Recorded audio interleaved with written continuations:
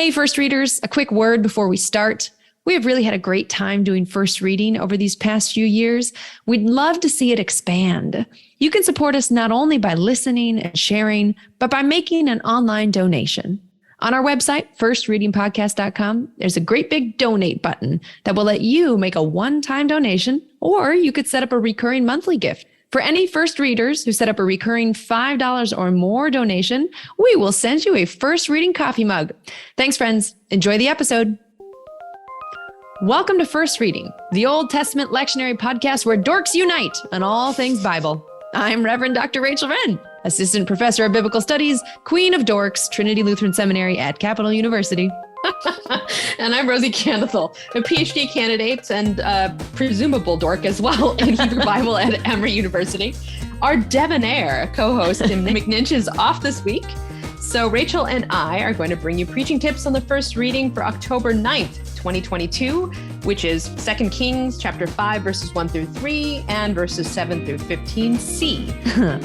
Another mishmash of text for you, Rachel. I know, right? So I didn't mind the last mishmash so much in Amos because a lot of folks think that those couple of verses that are cut out in the lectionary are actually a later insertion. So I can see that. I can kind of get on board with that. But this one in particular just makes absolutely no sense to cut out verses 4, 5, and 6. And in fact, it weakens the story. So first readers, do everyone a favor and just place those verses back in the story where they belong. Right on. I'm amen right here in the choir. So where are you going to take our first readers through this text today? Well, first of all, I have to give you credit for today's episode, Rosie. How? Well, so when I started reading the text, the first character out the bat is a young slave girl. And I thought immediately of the episode you did in May on Acts 16. In that text, a slave girl has a spirit of divination, and she brings her owners a lot of money by fortune telling. That spirit is cast out of her by Paul because he's annoyed, for whatever reason, and her owners lose their means of income. Paul and Silas are seized, cast into jail. There's an earthquake that opens the jail doors. The jail warden thinks they're going to escape, so he almost kills himself. But Paul's like, no, we're still here. So everybody gets baptized. You know the drill. What you did, Rosie, in that episode that I thought was brilliant was focus our attention back on the originating character, the slave girl. Most commentators think that the slave girl is like a jumping off point for the rest of the story, like little more than a rhetorical strategy. You made us stop and really see her. You gave her the attention she deserves as a real character in this text. So I decided to try and do the same for the slave girl in this 2 Kings 5 text as well. Wow. I can't wait to see what that leads to. What does focusing on a slave girl here in 2 Kings lead you to? Oh my gosh, it led me to a really interesting realization and insight about the way this text is focusing on voice, on who has voice, and what happens in God's world when unexpected people use their voice.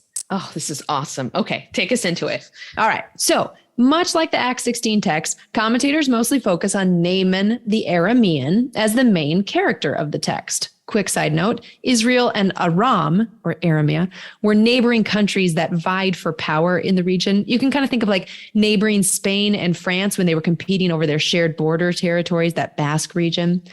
So the text takes pains to establish the importance and influence of Naaman, repeatedly calling him an Ish Gadol and Gibor Chayil, an influential man and a powerful warrior. Naaman's prominent status makes his skin disease not just an inconvenience, but a liability to his power. And how do powerful people deal with their liabilities, Rosie, especially ones that trigger their shame? Usually not very well, usually by eliminating any threats to exposure. Yeah. Yes, right. So often they try to manage the situation. They try to control the uncontrollable by controlling anything that they can. Naaman does exactly this thing when he appears before Elisha, for healing. He's dressed to impress, quite literally. See 2 Kings 5, verse 5. Naaman struts up to Elisha with all of his wealth on display and with horses and chariots at his fingertips. Another quick side note, horses and chariots in the ancient Near East were not just show. They were war machines. They were the tanks of the time. Unable to control his own body, Naaman instead tries to manipulate the terms by which he will receive help. He brings the tools he needs to either woo the help from the Israelites or to force it if necessary. Oh, right. And as you've depicted it, right, Naaman is in the driver's seat. Yeah, you got it. And he's taught a great lesson about humility. It's a great story, but reading it only there as this interaction between Elisha and Naaman actually remains at the surface level of the pericope and ignores what the text really takes pains to highlight. Humility is not actually the only point of this passage. The interplay between this Ish Gadol and those of lesser status around him draws out the real preaching point of this story, one that revolves around a dynamic of listening and speaking. Listening and speaking. And we really see this in the first two kind of quote unquote minor characters that show up in this text. So, Rosie, who are the first two people actually mentioned besides Naaman in this story? Right. Well, it looks like the Israelite slave girl and her Aramean mistress, Naaman's wife. Right. Neither of them have names. Yeah, I know. I hate that. So let's call them Tabitha, the mistress, and Anna, the slave girl. I like it. They All get right, names. Okay. So Anna, the slave girl, takes pride of place when it comes to speaking. That she is the first person to speak seems remarkable. That she actually speaks at all and is quoted in the text speaking is extraordinary. The exceptional nature of this attention and honor that the text gives to Anna are really easy to miss. So let me kind of break it down for you in the Hebrew. Anna is described as a na'ara, a girl. There are only 4 people who are called na'ara, girl, and who are quoted as speaking in the Hebrew Bible. The first is Rebecca in Genesis 24. The second is Ruth in Ruth 2. Then we have Esther in Esther 2. And here we have Anna, the slave girl, the na'ara. Wow, that's quite a pattern, right? So we've got the Genesis matriarch, Rebecca, the great grandmother of King David, Ruth. Yeah. Esther, the queen. Yes. And then truly the slave girl. Yes, exactly. Who we've named Anna. Right. Yeah. Who we've named Anna. Exactly. These are the only people in the Bible who are A, specifically called Na'ara, and B, who explicitly use their voice in the Hebrew Bible. Wow. Anna, the slave girl, who is no longer in control of her life and liberty, exercises her voice. Anna refuses to be in bondage to silence. And Anna's courage in speaking has an astonishing effect on those around her. Her mistress, Tabitha, first of all, listens to her. Second of all, she then amplifies the voice of this girl, this slave, by bringing Anna's words to her husband. Third side note, Tabitha's recitation to her husband is not included in the text, but it can be assumed because there's no other way that Naaman would have heard Anna's words. Naaman then listens both to his wife and to this girl, this slave, and brings her words to the king himself, who listens as well. This is remarkable. Naaman's first lesson in humility is not on Elisha's doorstep, but on his own, where he listens to his wife and his slave, and he honors both of their voices. Before humbly washing in the Jordan, Naaman has to learn to listen to the humble around him. Wow, the ones closest to home, right? Right. I could see, and that's, I could see some very good sermon possibilities here. Like preachers could ask their congregants about who they identify with in this text. Yes. Are they that Ish Gadol who is called to healing through listening to the lowly of society?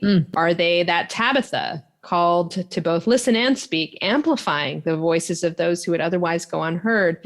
Or are they perhaps that Anna from the lowest ranks of society, called to speak up, to use their voice, to say and to claim their ideas and their right to be heard? Oh, exactly. I love that idea. Just, asking people who they are in this text. That's fantastic. And I mean, it's really too bad that it cuts off at 15c because it's like the high point of the whole text.